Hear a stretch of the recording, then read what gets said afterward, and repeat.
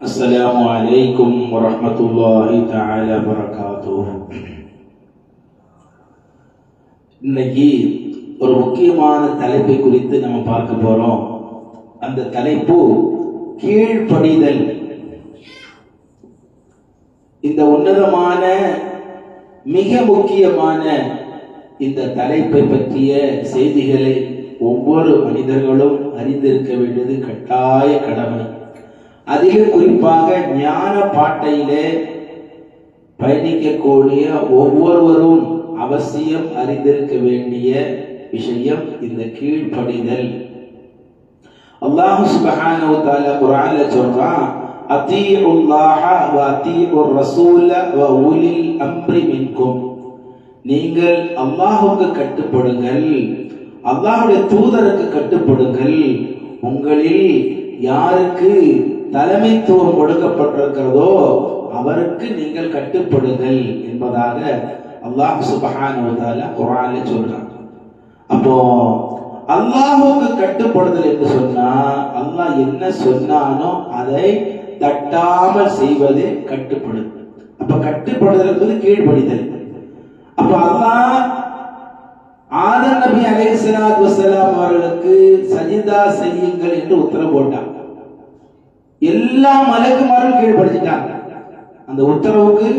ஏன்னா அல்லாஹ்வுக்கு செய்யக்கூடிய சஜிதா ஒரு படைப்புக்கு செய்ய சொல்றானே என்பதை அவர்கள் கவனத்தில் கொள்ளாமல் செய்ய சொல்பவர் யார்? அல்லாஹ் ரப்பல் ஆலமீன். அவருடைய சொல்லுக்கு நாம் கீழ்ப்படிதல் வேண்டும். நாம் அவருடைய படைப்புகள். நமக்கு அவர் என்னென்ன கட்டளை கொடுக்கிறாரோ அந்த கட்டளைகள் அத்தனையும் கீழ்ப்படிவதுதான் அந்த படைப்புகளுக்கு சிறந்ததாக இருக்கும். இல்லைன்னா என்ன செய்வான்? அந்த படைப்பையே அழிச்சிடுவான், புதிய படைப்பை கொண்டு வருவோம். அப்படிப்பட்ட ஆளுமையும் வல்லமை மிக்க ரப்பல் ஆலமீன். அதனால அவன் ஒன்று சொன்னா அதை கட்டுப்பட வேண்டும். அதுதான் படைப்புகளுடைய நியதி. நான் முடியாது, எனக்கு ஆவாது, எனக்கு நடக்காது, இப்படி எல்லாம் அல்லாஹ்ட்ட பேச முடியாது. அல்லாஹ்ட்ட பேச என்ன ஆகும்? தூக்கி அடிச்சிருவோம். அப்போ எல்லா மலக்குமார்களும் அந்த சொல்லுக்கு கீழ்ப்படுத்தி விட்டார்கள், ஷைத்தானை தவிர. அவன் என்ன சொன்னா? அங்க விதண்டாவாதம் பேசினான். யா அல்லாஹ், உனக்கு செய்யக்கூடிய சஜிதாவை போய் இந்த மண்ணுக்கு போய் இந்த பிண்டத்துக்கு போய் நீ செய்ய சொல்றியே, என்னால் எப்படி செய்ய முடியும்? உனக்கு செய்ய சொல்லி நான் செய்யறேன், இதை போய் செய்ய சொல்றியே. வாதம் செய்தான். யார் இடத்துல வாதம் செய்யறான்? அல்லாஹ்விடத்துல வாதம் செய்யறான். அல்லாஹ்விடத்துல கேள்வி கேட்டிருந்தா அந்த பதில் சொல்லி இருப்பான். யா அல்லாஹ், உனக்கு செய்யக்கூடிய சஜிதாவை போய் ஆதம் நபிக்கு செய்ய சொல்றியே, என்னோட தத்துவம் என்ன யா அல்லாஹ் என்று பணிவா கேட்டிருந்தா ரப்பல் ஆலமீன் சொல்லி தந்திருப்பான். ஆனா இவன் பணிவாக சொல்லாமல் ஆணவத்தோடு அல்லாஹ்விடத்துல பேசுறான். நான் நெருப்பால் படைக்கப்பட்டவனாச்சே, என்னுடைய படைப்பெல்லாம் வல்லமையில் இருக்குது, இது வல்லமையில குறைந்ததாக இருக்குது, இதை போய் செஞ்சுதா செய்ய சொல்றியே, இதுக்கு நான் எப்படி செய்ய முடியும்? நான் செய்ய மாட்டேன் அப்படின்டா. நீ சொல்லக்கூடியது உன்னோட நிலையில சொல்ற, என்னோட அறிவுப்படி சரியா வரல அப்படிங்கிறான். அது யாருக்கு சொல்றது? அல்லாஹ்விடத்துல போய் சொல்லலாம். அது ஏற்க முடியுமா? அல்லாஹ் என்ன செஞ்சான்? லஅனத்துல்லாஹ், உன்னை சபிச்சுட்டு தூக்கி எறிஞ்சிட்டான். 50,000 வருடங்கள் அல்லாஹ்வுக்கு சஜ்தா செய்தவன். ஒரு வருஷம் 2 வருஷம் இல்ல, 50,000 வருஷம் அல்லாஹ்வுக்கு சஜ்தா செஞ்சவன். ரோஜாவோட முள்ளில் இருந்து ஆயிரக்கணக்கான வருடங்கள் அல்லாஹ்வுக்கு சஜ்தா செய்த ஆளு. இப்லீஸ் சொன்ன சாதாரண ஏதோ நேத்து வந்த ஆள் அப்படி இல்லை. 1000 வருடங்கள் அல்லாஹ்வுடைய கட்டளைகளை கீழ்ப்படிந்து கட்டளைகளுக்கு செவிசாய்த்து கட்டளைகளை மேற்கொண்டு அல்லாஹ் கொடுத்த பணியெல்லாம் செஞ்சுட்டு இருந்த ஆளு. ஆனால் ஒரு பானை சோறுக்கு ஒரு சோறு பதம். எங்க அந்த டெஸ்ட் வைப்பான், எங்க அந்த ட்விஸ்ட் இருக்கும் தெரியாது. அதனாலதான் நாதாக்கள் எப்பவுமே சரணாகதியே கிடந்தாங்க. என்னோட அறிவோ ஆற்றலோ எதுவுமே இல்லை ஆண்டவனே, நீ எதை சொல்கிறாயோ எச்செயலும் நின் செயலாய் கண்டு சும்மா இருக்க எச்சமயம் திருவை செய்வா யா ஐயோ கையுமே அப்படின்னு சரணடைஞ்சாங்க. ஏன்னா அதுதான் பாதுகாப்பான முறை. நாம போய் நம்ம அறிவை கொண்டு போய் அல்லாஹ் இடத்துல போய் பேசினா உதப்பான். ஏன்னா நம்ம அறிவை படைத்தது அவன்தான். அந்த அறிவுக்கு அப்பாற்பட்ட ஆளுமை வல்லமை மிக்க ரப்புல் ஆலமீன். நம்முடைய அறிவை கொண்டு அல்லாஹ் சிந்தித்து பார்த்தால் அல்லாஹ்வுடைய எதையும் விளங்காது. அல்லாஹ் அவன் ஆளுமையை கொண்டு நமக்குள்ளாக தந்தா மட்டும்தான் நம்மளால் அதை விளங்க முடியும். அப்ப கீழ்ப்படிதல்ங்கிறது அல்லாஹுக்கு கீழ்ப்படியணும். அல்லாஹுக்கு கீழ்ப்படியலனா அது எப்படிப்பட்ட ஆபிதாக இருந்தாலும் சரி அல்லாஹ் லஅனத்து செய்திடுவான், தூக்கி எறிஞ்சிடுவான், இல்லைன்னா அழிச்சிடுவான். இப்படி ரெண்டு விஷயம் அதுக்குள்ள உண்டு. அதன் பிறகு ரசூலுல்லாஹுக்கு கீழ்ப்படியணும், அல்லாஹ்வுடைய தூதருக்கு கீழ்ப்படியுங்கள். அல்லாஹ் தஆலா தன்னுடைய பிரதிநிதியாக அல்லாஹ்வுடைய தூதர் இருக்கிறார்கள். அப்ப அல்லாஹ்வுடைய தூதர் ரசூலுல்லாஹி ஸல்லல்லாஹு அலைஹி வஸல்லம் எதை சொல்றாங்களோ அதை நாம கீழ்ப்படியணும், அந்த சொல்லுக்கு கீழ்ப்படியணும்.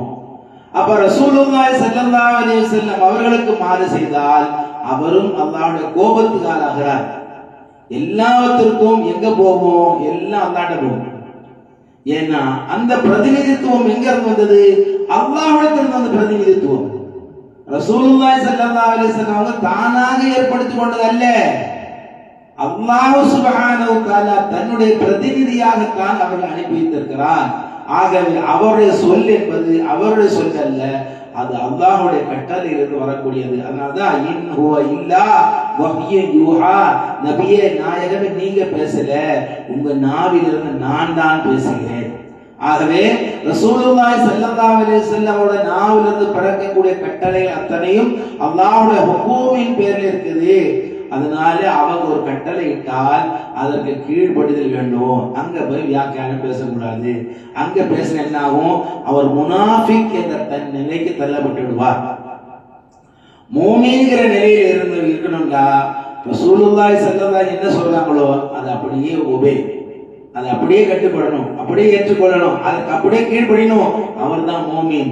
அது என்ன ரசூலுல்லாஹ் இப்படி சொன்னாங்க, அது அப்படி இல்லையே, இது இப்படி இருக்க கூடாதா அப்படின்னா ஒன்னு முனாஃபிகா போவார், இல்ல முஷ்ரிக்கா போயிடுவார். ஒன்னு நயவஞ்சகத்தன்மைக்குள்ளாக புகுத்தப்படுவார், அல்லது அவர் காஃபிர் இல்லைக்கு சொல்லி சேர்க்கப்படுவார். அப்ப அது சாலிஹான சீதேவித்தனத்தை விட்டு அவர் தூரமாக்கப்பட்டு விடுவார். கீழ்ப்படிதல் என்பது மிக பிரதானமான ஒன்று.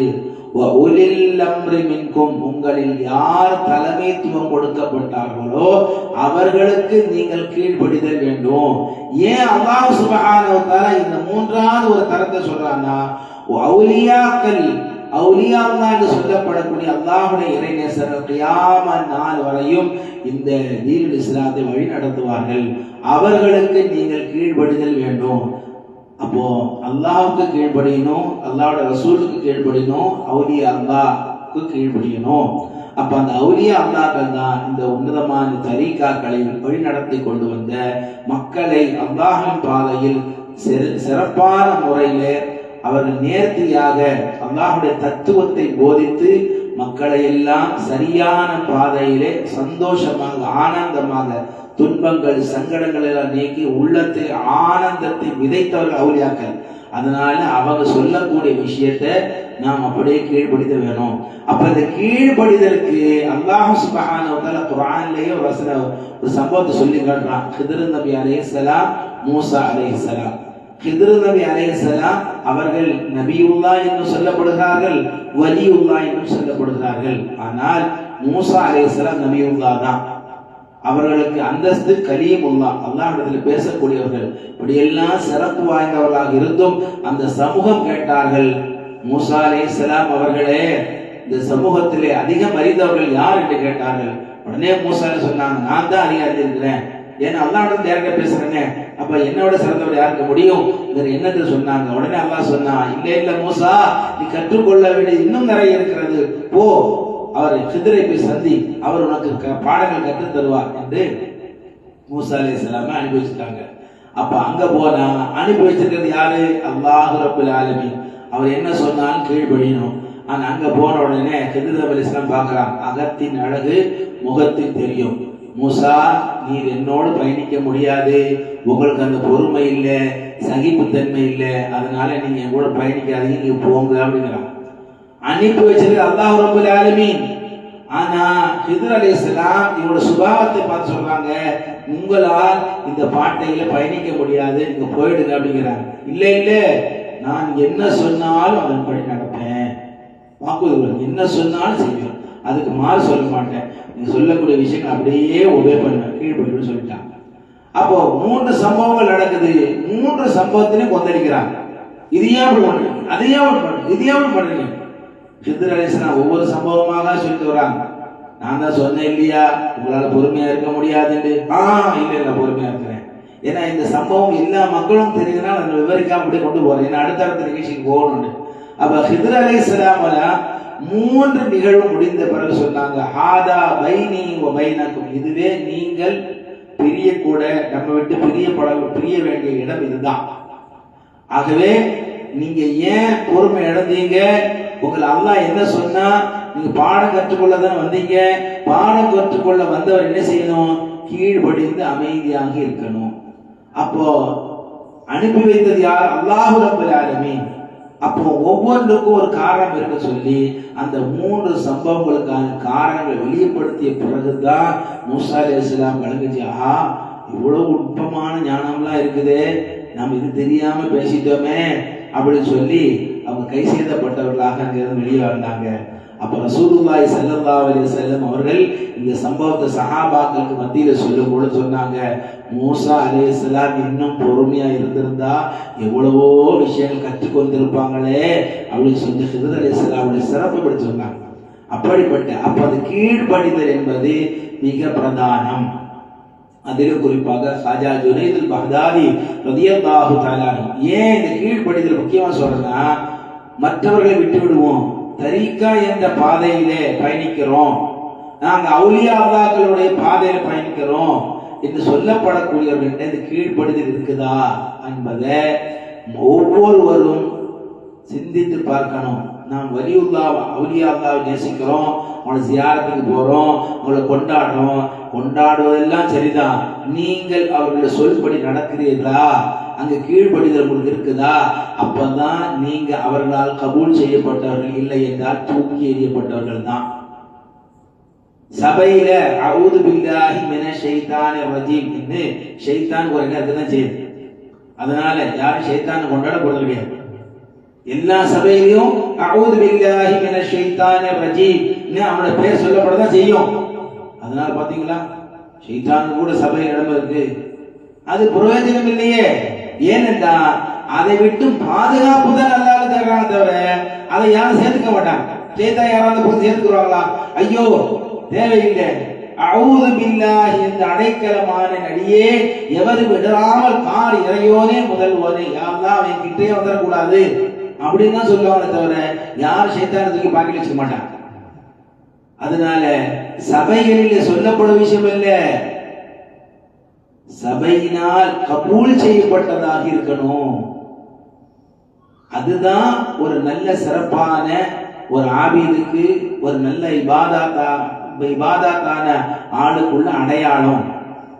அப்ப ஹாஜா ஜுனைதுல் பக்தாதி ரலியல்லாஹு தஆலா அவர்கள் தண்ணி மேல் நடக்கக்கூடிய அற்புதத்தை அல்லாஹ் தஆலா அவர்கள் கொண்டு வெளியாக்கி இருந்தா, அவரோட ஒரு புரியுதுக்கு ரொம்ப ஆசை, நம்மளும் தண்ணி மேல நடந்தா எவ்வளவு சிறப்பா இருக்குமே அப்படின்னு சொல்லி தன்னுடைய குருட்ட சொன்னாரு, நாயகமே நீங்க தண்ணி மேல நடக்கிறீங்களே, எனக்கும் தண்ணி மேல நடக்கணும் ஆசையா இருக்குது. இது என்ன பெரிய விஷயம், நான் தண்ணியில நடக்கும் போது நீ என்னோட ஆடையை பிடித்துக்கொள், நான் சொல்லக்கூடிய மந்திரத்தை சொல்லிக்கிட்டே வா, நீயும் தண்ணி மேல நடப்படலாம். நானும் சொல்றேன், என்ன சொல்லணும், என் குருவே எனக்கு உதவி செய்யுங்க, யா ஷேഖி அல் மதத், என் குருவே எனக்கு உதவி செய்யுங்க, யா ஷேഖி அல் மதத் சொல்லு, நீ தண்ணி மேல நடப்பண்டா. அப்போ ஹாஜா ஜுனைதுல் பக்தாதி ரலியல்லாஹு தஆலா தண்ணி மேல நடந்தாங்க. தன்னுடைய சீடனாகப்பட்டவர் அவருடைய ஆடை பற்றி பிடித்துக் கொண்டு அவர் சொன்னது போல, யா ஷேഖி அல் மதத், யா குரு என் குருவே உதவி செய்யுங்க, என் குருவே உதவி செய்யுங்க. தண்ணி மேல நடக்கிறார். ஆச்சரியம், கீழே மீனெல்லாம் ஓடுது, தண்ணிக்குள்ள இருக்கக்கூடிய விஷயங்கள் எல்லாம் தெரியுது, சந்தோஷப்படுற, ஆஹா ஆஹா எவ்வளவு பெரிய அற்புதம், அல்லாஹ் தஆலா தண்ணி மேல நடக்க வச்சுட்டான், என் குருவே உதவி செய்ய, குருவே உதவி செய்ய, குருவே உதவி. சந்தோஷமா போய்கிட்டே இருக்கவருக்கு உள்ள இருந்து கண்ணாசு தப்பு கட்டின்னு வெளியே விழுந்தான். எப்பா நீ யா ஷேഖி அல் மதத் சொல்றீங்க, உன் குரு என்ன சொல்றாரு? நீ யா ஷேഖி அல் மதத் சொல்ற, உன் குரு என்னப்பா சொல்றாரு?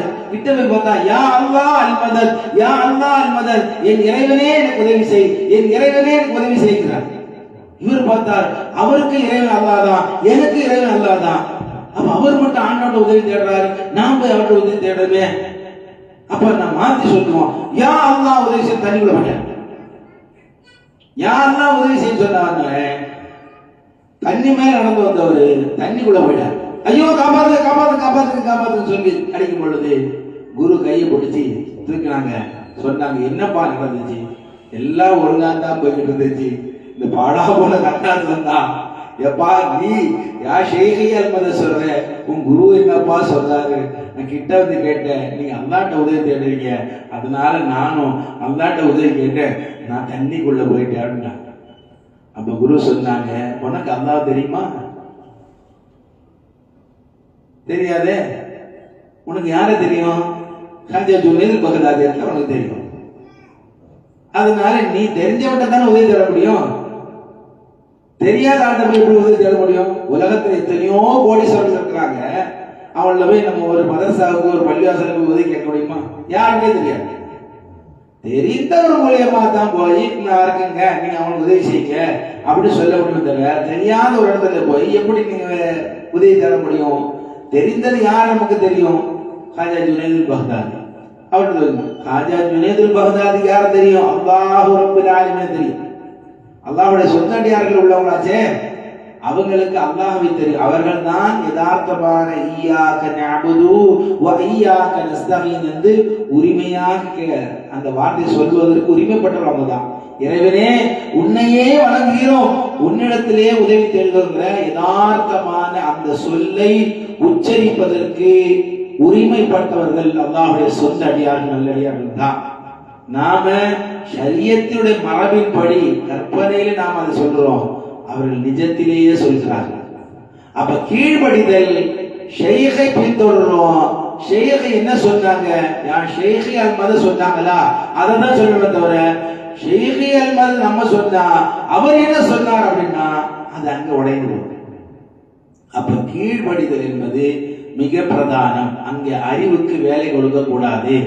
கடிவாளம் பூட்டப்பட்டு விட்டால் குதிரைக்கு வேறு சிந்தனை கிடையாது. அதனுடைய மேலே அதற்கு என்ன உத்தரவு போடப்படுதோ அதன்படி செயல்படுவது மட்டும்தான் அந்த குதிரைக்கு சிறந்தது. அது அல்லாம குதிரை நான் இஷ்டத்துக்கு தான் போவேன்னா வண்டி எங்க போய் சேரும்? வண்டி எங்க போய் சேரும். அது போல தரிகா என்பது ஒரு அற்புதமான பாட்டை. அந்த பாட்டையில் நாம் திறன்பட சிறப்பாக நாம் வெற்றி பெறணும். அல்லாஹ்வுடைய இலக்கு என்ன? அல்லாஹ்வை அடையணும். அப்ப அல்லாஹ் எல்லா நிலையிலும் நம்மை கண்காணித்து கொண்டே இருக்கிறான். இவன் நஃப்ஸுக்கு இடம் கொடுக்கிறானா? இவன் கன்னாசின் படி நடக்கிறானா? இல்ல இல்ல, இவன் உண்மையிலேயே நஃப்ஸையும் கன்னாசையும் தூக்கி ஓர வைத்துட்டு அறிவையும் சிந்தனை எல்லாம் ஓர வைத்து கட்டளை மட்டுமே கீழ்பட்டி கட்டளையை மட்டுமே பின்பற்றி நடக்கக்கூடியவனாக இருக்கிறான். அப்படி இருக்கக்கூடியவர்கள் தான் உண்மையான தரிகாவிலும் அவுலியாக்களை ஜியாரத்தை செய்பவர்களிலும் வெற்றி பெறுவார்கள். ஒழிய யார் தன் நஃப்ஸுக்கும் கன்னாசுக்கும் இடம் கொடுத்து அவர்களுக்கு மத்தியிலேயே போவாங்களோ அவங்க ஒரு காலம் அவர்கள் அந்தரத்திலே தொங்கிக்கிட்டு இப்படி ஆடிட்டே இருக்க முடிந்தவர அவங்க அல்லாஹ்வுடைய பாதையோட வாசலுக்குள்ளாக நுழைய மாட்டாங்க. கீழக்கரை ஹல்வத் நாயகம் ரலியல்லாஹு தஆலா அன்ஹு அபுல் ஹனீஃபா ஹஜ்ரத் முஹம்மது யூசுப் சாஹிப் ஸவாபி ரலியல்லாஹு தஆலா அன்ஹு அவர்களை சந்திப்பதற்காக சென்னையிலிருந்து சேபர் புகாரி சாஹிப் அவர்கள் செல்கிறார்கள் மேலப்பாளையத்தில். அப்போ ரயில்ல போறாங்க, போய் கலிஃபா நாயகத்தை சந்திக்கிறாங்க. அவர்களுக்கு சந்தித்துட்டு அன்னைக்கு இரவு சென்னைக்கு பயணம் திரும்ப வரணும் அப்படிங்கிறது திட்டம். அப்போ அவர்களிடத்துல உத்தரவு பெற்று திரும்பி வருவதற்காக தெக்காவுக்கு போறாங்க. அவங்க உபதேசம் பண்ணிட்டு இருக்காங்க மக்களுக்கு மத்தியில. இவங்களும் அந்த சபையில் போயிருந்துக்கிட்டாங்க. அவங்களுக்கு எல்லா விஷயங்களையும் அல்லாஹ் தஆலா வெளியாக்கி தந்திருந்தான். அதனால யார் என்ன விஷயமாக வந்தாலும் அவங்க எதற்காக வந்தாங்கிறத அறிந்து கொண்டு அதற்கேற்றது போல பேசுவாங்க.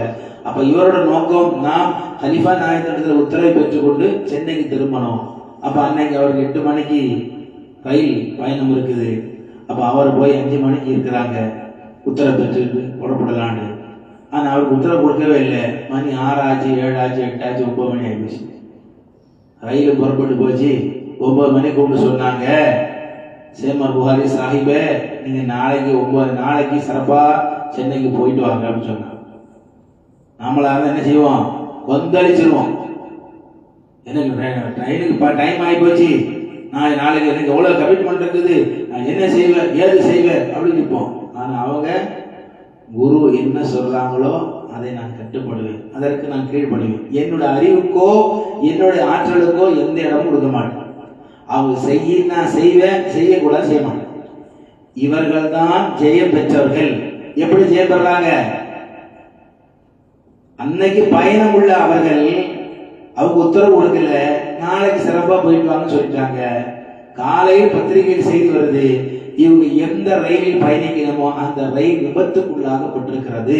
அதிலும் இவர்கள் எந்த பெட்டியில பயணிக்கணுமோ அந்த பெட்டி தான் கடுமையான சேதம்.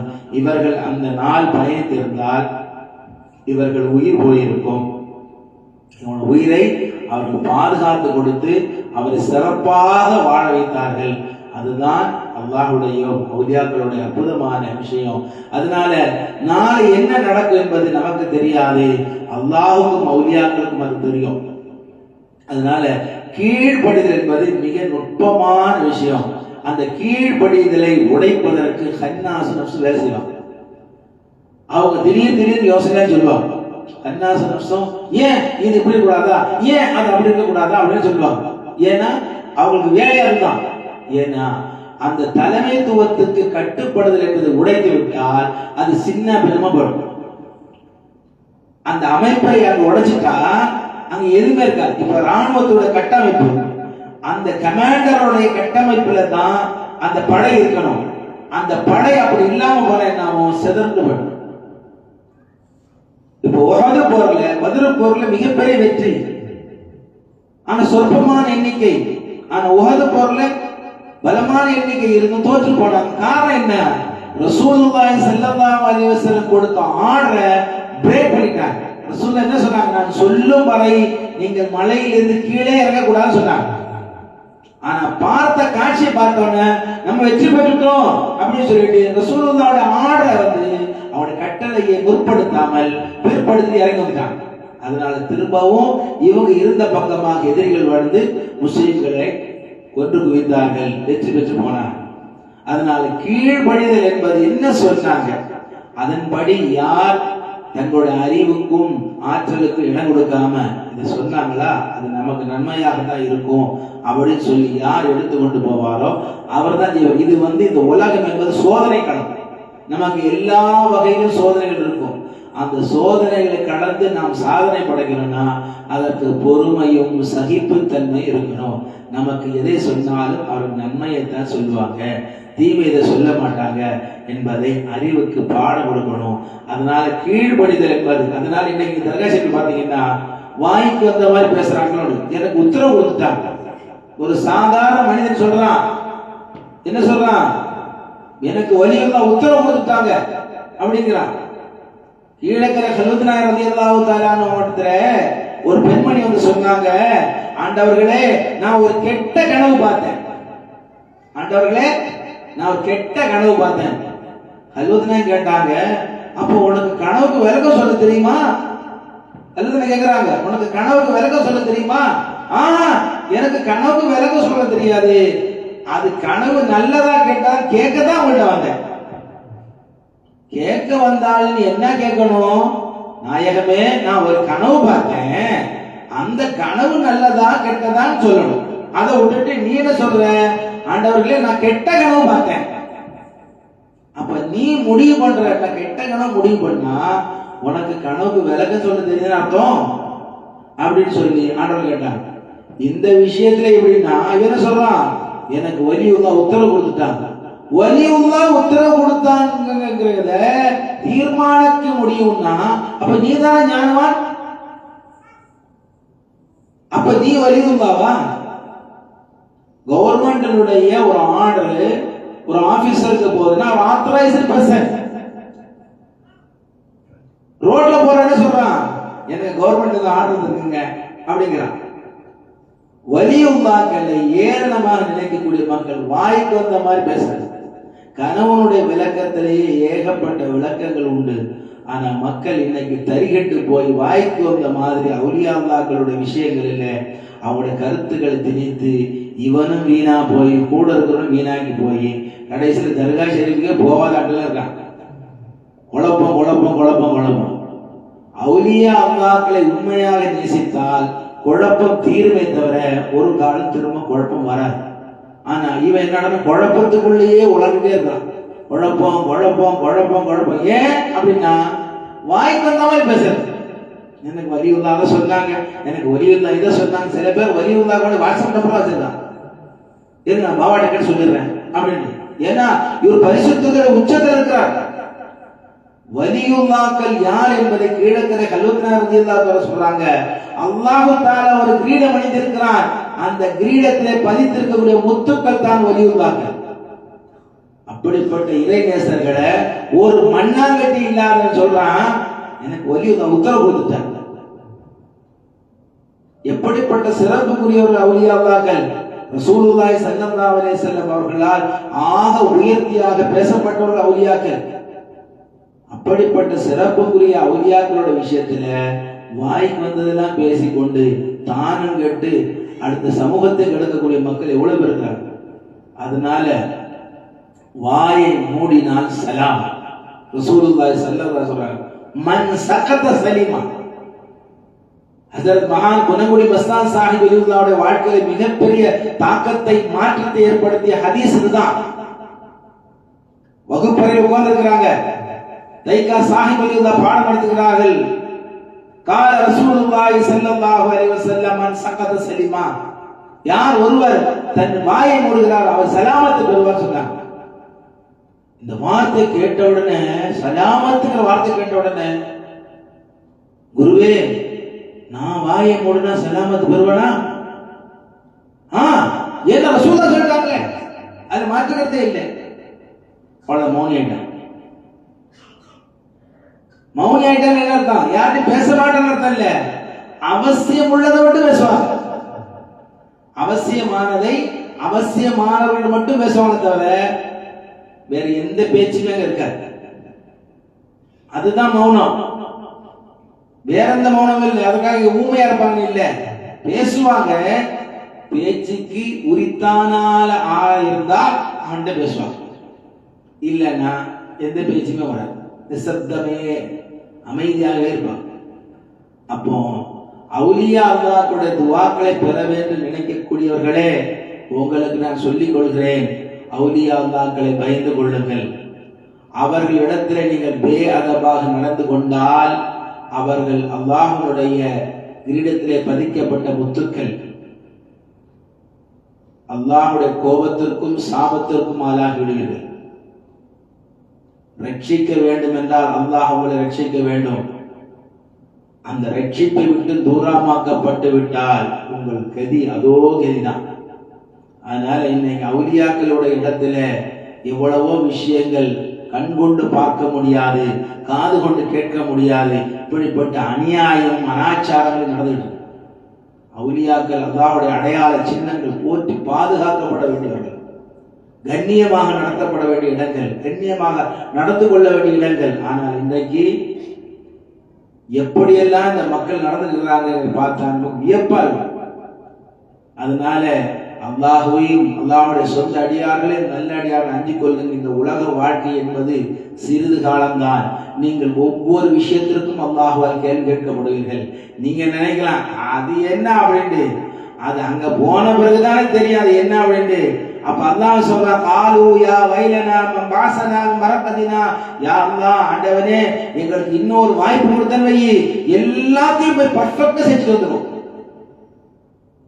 அல்லாஹ்ட்ட கேட்பாங்களாம். அல்லாஹ் தண்டனை உறுதியாக்கப்பட்ட பிறகு அல்லாஹ்ட்ட சொல்லுவாங்களாம், ஆண்டவனே இந்த தண்டனை கொடுத்துறாத, இன்னும் ஒரு சான்ஸ் கொடு, ஒரு வாய்ப்பு கொடு. அப்படியே போய் எதெல்லாம் நான் மிஸ்டேக் பண்ணணும் எல்லாம் கரெக்ட் பண்ணி சரியாக்கிட்டு வந்தாங்க அப்படின்னு. அந்த வாய்ப்பு கொடுக்கப்படாது. அல்லாஹ் அறிவை தந்திருக்கிறான். அந்த அறிவை கொண்டு சிந்தித்து பாருங்கள். அவுலியா அல்லாஹ்களோட விஷயத்துல நீங்கள் கவனம் இல்லாமல் பேதபாக ஆணவத்தோடும் அகங்காரத்தோடும் திமிரோடும் நடந்து கொண்டால் உங்களுக்கு இழிவு தான் கிடைக்கும். அதனால அதை பயந்து கொள்ளுங்கள். கீழ்ப்படிதல் என்பது நமக்கு அல்லாஹ் ஹைரானதை தருவார். ரசூலுல்லாஹி ஸல்லல்லாஹு அலைஹி நமக்கு துஆ இருக்குது, அவுலியா அல்லாஹ்வுடைய மதத் இருக்குது என்பதை உள்ளத்தில் எடுத்து நல்ல விஷயங்கள் கேட்கும் போது அதை செவிசாய்த்து அதை கல்புக்குள்ளாக கொண்டு வந்து வாழ்க்கையில் அதை நடைமுறைப்படுத்தணும். அவர்கள் தான் வெற்றி பெறுவார் தவிர அந்த நேரத்தில் பயானம் பண்ணி கேட்டுட்டு அந்த காதில் வாங்கினேன் இந்த காதில் விட்டுட்டு போயிட்டேன் அப்படின்னா அவர்கள் ஜெயம் பெற மாட்டார்கள். அவர்கள் அந்தரத்திலே தொங்கி கொண்டிருக்கக்கூடிய நிலையில தான் இருப்பானே தவிர இங்கும் அங்குமா ஓடிட்டு இருப்பான். அப்படி இல்லை, ஒன்றை பிடிச்சியா ஒழுங்கா பிடி. அதனால கீழ்ப்படிதல் என்பக்கூடிய இந்த அற்புதமான இந்த தலைப்பை இன்னும் இதற்கு விரிவான விஷயங்கள் இருக்குது. இருந்தாலும் நேரத்தின் காலத்தின் அருமை கருதி இது போதுமானது. அதனால கீழ்ப்படிதல் என்பது நம்முடைய அறிவுக்கும் ஆற்றலுக்கும் அப்பாற்பட்டதாக இருந்தாலும் அந்த வார்த்தை யார் இடத்துல வந்ததோ அதோட மூல குருநாதரே அதற்கு பொறுப்பாக இருப்பாங்க. மொஹியுத்தீன் சொல்றாங்க, என் முரீது நல்லவன் இல்லை, நான் நல்லவன். என் முரீதால் உனக்கு அந்த விஷயத்தை செய்து தர முடியாது, அவன் வாக்கு தந்தால் நான் செஞ்சு தருவேன். அப்படிப்பட்ட விஷயங்கள். அதனால்தான் தரிகா என்பது ஆளுமை. இந்த ஆளுமை மிக்க விஷயத்துல நாம் அதவோடு கட்டுப்பாடோடு கீழ்படிதல்கிற நிலையில் இருந்தா நாம் ஜெயம் பெறுவோம். அந்த ஜெயம் பெறணுங்கிறதுக்கு தான் இந்த பாடம். எல்லாரும் நாம் கண்ணாடியில பாக்குறோம், நம்மளுடைய முகத்துல தாடி ஒழுங்கா ஒதுக்கல, கண்ணுல ஊழ இருக்குது, முகம் சரியா கழுவுல அப்படின்னா நம்மள்ட்ட குறை இருந்தா அந்த கண்ணாடி அப்படியேதான் காட்டும். கண்ணுல ஊழ இருக்கிறது ஏன் இந்த கண்ணாடி காட்டுது, இந்த தாடி ஒழுங்கா ஏன் காட்டுது அப்படின்னா கண்ணாடியை உடைச்சா அது எப்படி அறிவுபூர்வமா இருக்கும்? உன்னிடத்துல என்ன குறை இருக்கோ அது அப்படியே தான் காட்டுமே தவிர அது புதுசா காட்டாது. அப்போ அறிவார்ந்தது என்ன?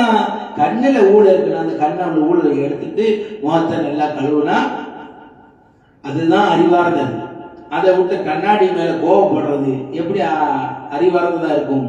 அதுபோல நமக்கு நாம் நல்வழிபடணும், நாம் வெற்றி பெறணுங்கிறதுக்கு தான் இந்த விஷயங்கள் சொல்லப்படுது. அதை யார் அறிவார்ந்து ஏற்றுக்கொள்வாரோ அவரே அல்லாஹ்வினால் கபூல் செய்யப்பட்ட சீதேவித்தனம் பெற்றவர். அந்த சீதேவித்தனம் பெற்றவரே வீரப்பாவுடைய துஆவுக்கு உரித்தானவர். சீதேவியான பலன் கேட்டுன்னோடு இறப்பே சீமானே நீ அதற்கு உதவி அருள்வாயே. மூதேவி யாரும் என்னை முழுகாமல் அடியே. யாரோட உள்ளத்திலே இது நமக்கு நல்லதுதான் சொல்லப்படுது அப்படிங்கிறத மனப்பூர்வமாக மாற்று கருத்து இல்லாமல் ஏற்றுக்கொள்கிறாரோ அவரே சீதேவி தரப்பெற்றவர். இவர் என்ன சொல்றது, நான் என்ன கேட்கறது அப்படின்னா அவனுக்கு உத்தரவு போட்டாச்சு, மூதேவி போனான், இவ்வளவுதான் விஷயம். அதனால அல்லாஹுக்கு மாறு செய்யாமல், அல்லாஹ்வுடைய ரசூலுக்கு மாறு செய்யாமல், அவுலியா அல்லாஹ்வுக்கு மாறு செய்யாமல் நாம் நம்முடைய அறிவுக்கும் நம்முடைய நஃப்ஸுக்கும் கன்னாசுக்கு இடம் கொடுத்து விடாமல் அல்லாஹ்வும் ரசூலும் அவுலியாக்களும் எதை சொன்னார்களோ அதை மனமுவந்து ஏற்று அவர்கள் சொல்படியே வாழ்ந்து நாளை மஹ்ஷரிலும் அல்லாஹ்வுடைய திருப்பொருத்தம் ரசூலுல்லாஹி ஸல்லல்லாஹு அலைஹி வஸல்லம் ஷஃபாஅத் அவுலியாக்களுடைய ஆசியோடு உன்னதமான ஜன்னத்துல் ஃபிர்தௌஸில் பிரவேசிக்கக்கூடிய பாக்கியத்தையும் வெற்றியாளர் கூட்டத்தில் அல்லாஹ் தஆலா நம்ம என்றைக்கும் வாக்கியர்கள் புரிவானாக. ஆமீன் யா ரப்பல் ஆலமீன்.